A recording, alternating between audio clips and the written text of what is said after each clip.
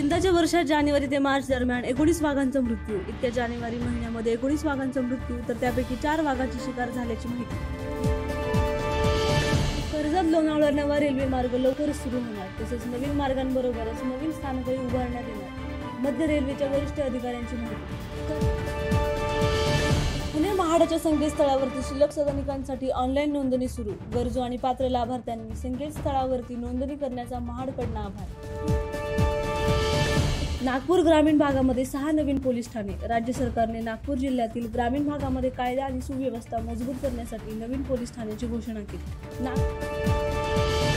मुंबईमध्ये आजपासून टँकरनं पाणी पुरवठा बंद होणार. वॉटर टँकर असोसिएशनचा निर्णय. केंद्र सरकारने घातलेल्या अटी पाळणं शक्य नसल्याचं मत. अटींमध्ये सूट मिळावी. वॉटर टँकर असोसिएशनची मागणी. प्रशांत कोरडकरला जामीन मंजूर. 50,000च्या जात मुसलक्यासह प्रमुख 3 अटीसह जामीन मंजूर. सोलापूरमध्ये 68 वर्षाच्या व्यक्तीकडनं 3 शाळकरी मुलींचा विनयभंग. मुलींना पाहून अश्लील वर्तन केल्याप्रकरणी वृद्ध व्यक्ती विरोधात गुन्हा दाखल.